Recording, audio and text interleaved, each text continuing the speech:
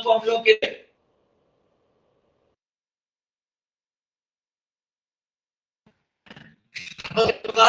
Electron पे और proton पे चार्ज होती है, सिर्फ अंतर क्या होता है आपके किरणों का।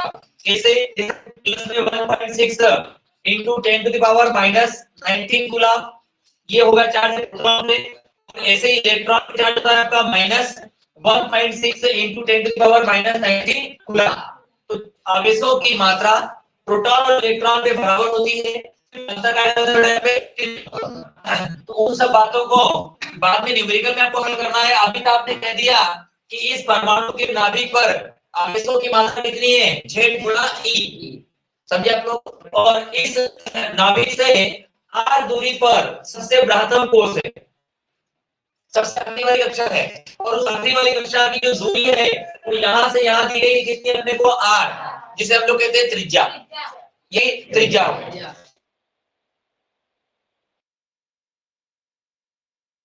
इलेक्ट्रॉन पे आवेश का मान E रहेगा।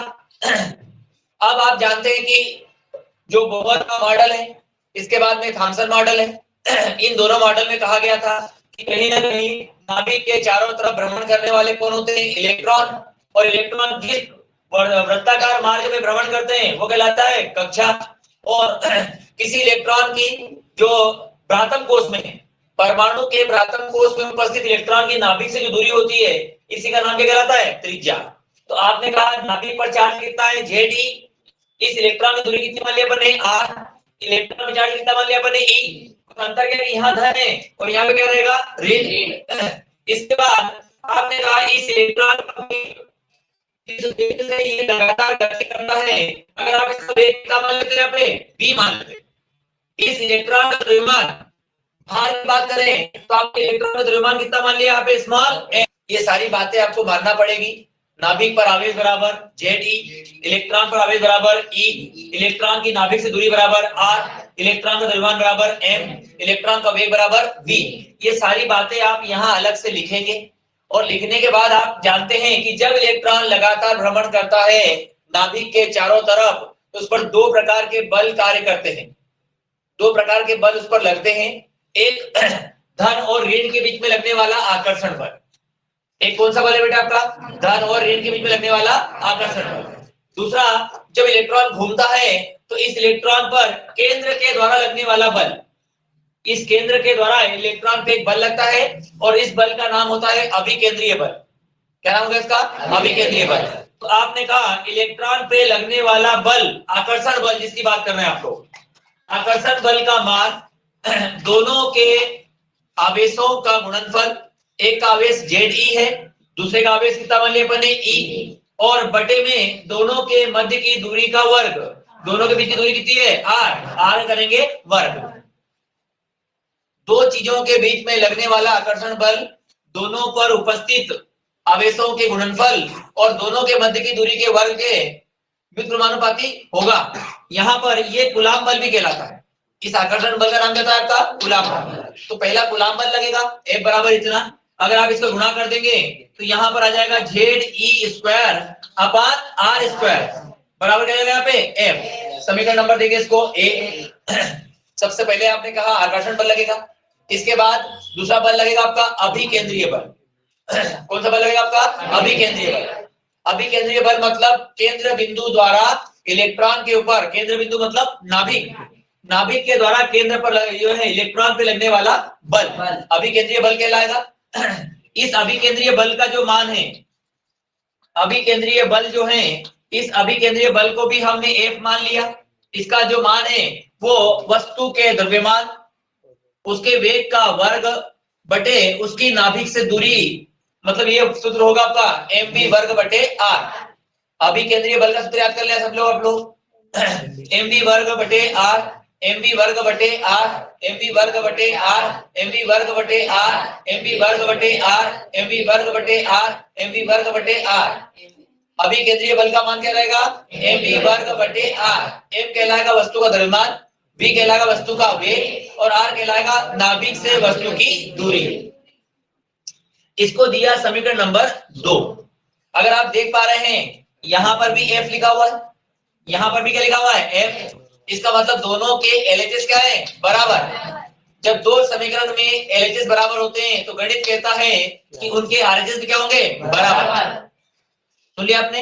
या हम ये कह सकते हैं कि समीकरण 1 से एफ का मान समीकरण 2 में रखने पर यहां से एफ का मान उठा के यहां रख दे आप लोग, या फिर कहें कि एलएचएस बराबर है तो आरएचएस भी क्या जाएगी, बराबर। तो अगर आपने कहा समीकरण 1 और समीकरण 2 से दोनों की तुलना करी तो यहां पर हो जाएगा जेड ई वर्ग बटे आर का वर्ग बराबर एम बी वर्ग बटे आर। एक आर से एक आर क्या हो जाएगा, कैंसिल। एक आर से एक आर क्या हो गया, कैंसिल हो गया।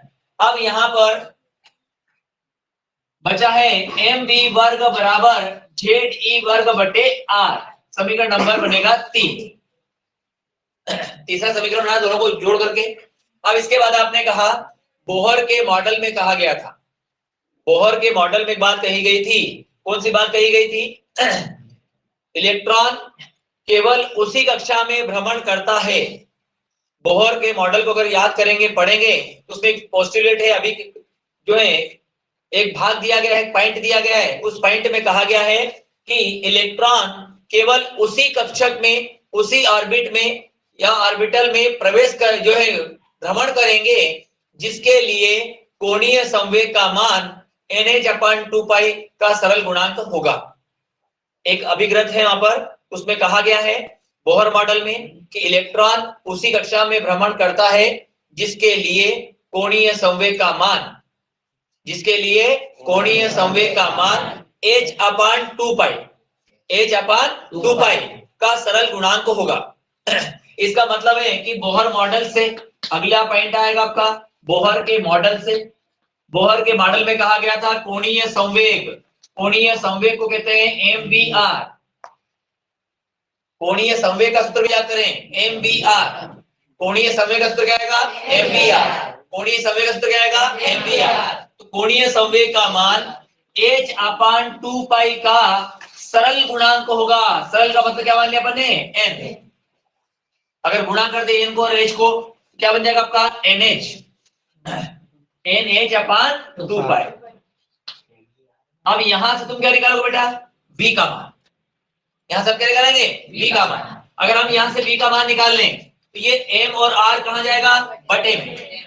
m और r कहां जाएगा, बटे में। आपने कहा सर v बराबर आ जाएगा NH/2π m इंटू r। ये समीकरण नंबर क्या बनेगा, 4। अब देखो ये v का मान तुम्हारे पास आ गया।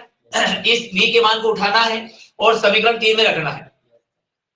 v का मान 4 से कहां रखना है अपने को, 3 में। तो आपने यहां पर कह दिया समीकरण 3 और 4 से, समीकरण नंबर 3 और समीकरण नंबर 4 से क्या करेंगे, v का मान यहां रखते हैं आप लोग। तो ये m गुणा v, v की जगह पर आ जाएगा NH/2π mr पूरे का वर्ग बराबर आ जाएगा JD वर्ग बटे r। अब देखो यहाँ पे m लिखा आपने, गुणा n का करेंगे वर्ग, ये हो जाएगा n वर्ग। h का करेंगे वर्ग, ये हो जाएगा h वर्ग। इसके बाद 2 का करेंगे वर्ग, हो जाएगा 4। पाई का वर्ग, m का वर्ग, r का वर्ग बराबर हो जाएगा JD² बटे r। अब आपको दिख रहा है कि एक m से एक m क्या जाएगा, कैंसिल। एक r से एक r क्या जाएगा, कैंसिल। तुम्हारे पास बचेगा n वर्ग h वर्ग बटे में 4π वर्ग m और क्या बचेगा r। यहाँ पे JD² बटे क्या आएगा, 1, क्योंकि तो कट गया r तो आपका। अब हमें r का मान निकालना है। r कहाँ बैठा हुआ है, नीचे। कहाँ ले जाएंगे इसको, ऊपर। r कहाँ बैठा हुआ है, नीचे। कहा जाएगा ये, ऊपर। ये ऊपर गया गुणा में, गुणा वाली चीज कहा जाएगा आपकी भाग में। तो यहां से अगर देखें इस समीकरण से अगर r का मान निकालें तो r वहां चला जाएगा। यहाँ बचेगा n वर्ग h वर्ग बटे में 4π का वर्ग, एक बचेगा m और ये Z² गुणा में जो था वो कहा जाएगा, बटे में। तो यहाँ पे लिख देंगे Z²। ये हो जाएगा बोहर की त्रिज्या का समीकरण।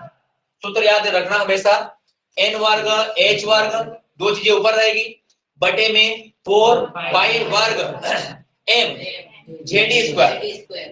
सूत्र याद कर ले सभी लोग, n वर्ग h वर्ग बटे में 4π वर्ग m ZE वर्ग। ठीक है, अब अगर हम लोग क्या करें, सभी नियत राशियों के मान रख दें। ये गोले के अंदर सारी नियत राशियां हैं। h प्लांक नियतांक होता है, 4 संख्या है, पाई भी एक संख्या है, निश्चित होती है हमेशा। m होता है इलेक्ट्रॉन का द्रव्यमान, वो भी निश्चित है आपका। इसके बाद में z होता है परमाणु क्रमांक, और बोहर की त्रिज्या केवल उस परमाणु के लिए सही है जिसका क्रमांक कितना होगा, 1। बोहर की त्रिज्या केवल परमाणु क्रमांक 1 के लिए सही है, परमाणु क्रमांक 2 या 4 के लिए सही नहीं है। तो यहाँ पे z का मान कितना रखेंगे हम लोग, 1।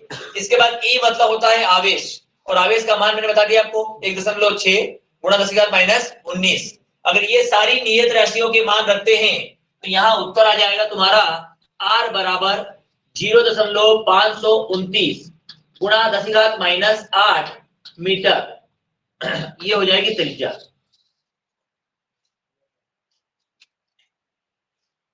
त्रिज्या का मान आ जाएगा 0.529 गुणा 10⁻8 m। m मतलब हो जाएगा यहाँ पे मीटर। ये बोहर त्रिज्या का समीकरण है। इसको एक बार दोबारा रिपीट कर रहा हूं, दूसरी बार में आपकी पेन काफी चलना चाहिए और आपको अपने आप आना चाहिए काम करते हुए। शुरुआत करें डायग्राम से। डायग्राम में पहले बनाया अपन ने नाभिक, कहा यहाँ पे चार्ज कितना है आपका, धनावेश, कितना मान इसका, z गुणा e। इससे r दूरी पर क्या लिया अपन ने, इलेक्ट्रॉन। इसके ऊपर चार्ज क्या मान लिया अपन ने, माइनस। ये दूरी कितनी हो गई आपकी, r। इस इलेक्ट्रॉन का वेग कितना मान लिया, v। इलेक्ट्रॉन का द्रव्यमान कितना मान लिया, m। और इसका परमाणु क्रमांक कितना मान लिया अपन ने, z। अब आपने कहा कि इलेक्ट्रॉन नाभिक के बीच में दो प्रकार के बल कार्य करते हैं। एक बल लगता है आकर्षण बल। आकर्षण बल का सूत्र होता है कूलाम बल कहलाता है। वो दोनों के आवेशों का गुणनफल बटे दोनों के मध्य की दूरी का वर्ग। एक पर आवेश कितना है, जेड, एक पर आवेश कितना है, ई। जेड ई गुणा ई कर दिया, दूरी कितनी है, आर, आर का वर्ग। इसका इसे गुणा करा, समीकरण बन गया आपका ये पहला समीकरण। इसके बाद लगेगा अभिकेंद्रीय बल। कौन सा बल लगेगा, अभिकेंद्रीय बल। सूत्र याद है, एम वी वर्ग बटे आर, एम वी वर्ग बटे आर, एम वी वर्ग बटे आर, एम वी वर्ग बटे आर, एम वी वर्ग बटे आर। ये आपने कहा अभिकेंद्रीय बल बराबर एम वी वर्ग बटे आर, समीकरण नंबर 2। अब यहाँ पर आपने कहा कि दोनों के एलएचएस बराबर हैं, तो आरएचएस भी क्या जाएंगे बराबर। समीकरण 1 और समीकरण 2 से दोनों को बराबर रख दिया आपने। आर से एक आर क्या हो गया, कैंसिल। एम वी वर्ग बटे एम वी वर्ग बराबर जेड स्क्वायर अपान आर। ये आपके पास बचेगा यहाँ पे। उधर लिखा हुआ है एम वी, तो मैंने इधर लिख दिया, तो इसको इधर से उधर लिख दिया। ठीक है, समीकरण नंबर बन गया 3। अब आपने बोहर मॉडल याद करा। बोहर मॉडल में कहा था इलेक्ट्रॉन उसी कक्षा में भ्रमण करता है जिसके लिए कोणीय संवेग का मान NH/2π का सरल गुणांक होगा। तो बोहर मॉडल में कहा गया था कोणीय संवेग, कोणीय संवेग होता है mvr, mvr, mvr, mvr, mvr। ये कोणीय संवेग है बेटा। इसका मान हो जाएगा NH/2π के बराबर। अब तुम यहां से किसका मान निकालोगे, वेग का। m और r कहा जाएंगे आपके, बटे में चले गए। समीकरण दे दिया 4। इस v का मान कहां रख दे, 3 पे। यहाँ पे क्या करा हुआ है, वर्ग, तो कोष्टक लगा करके मान रखेंगे। और फिर पूरे का करेंगे वर्ग।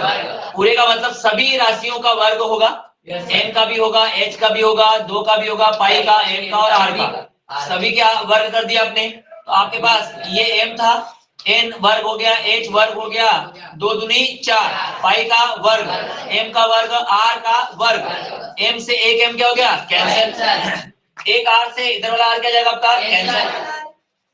अब तुम्हारे पास यहाँ r बचा हुआ है, ये बटे वाले r को उठा कहाँ ले गए, ऊपर, तो जेडी स्क्वायर कहाँ जाएगा, नीचे। इस प्रकार अगर आपने लिखा तो r का मान आपको ये प्राप्त होगा। और इस अब r के मान में जितनी नियत राशियां हैं सबके मान अगर रखते हैं, गुणा करते हैं और उत्तर लाते हैं तो हमारा आंसर आएगा 0.529 गुणा 10⁻8। ये होगा गुणा में बेटा n वर्ग भी आएगा। गुणा में क्या आएगा यहाँ पे, n वर्ग,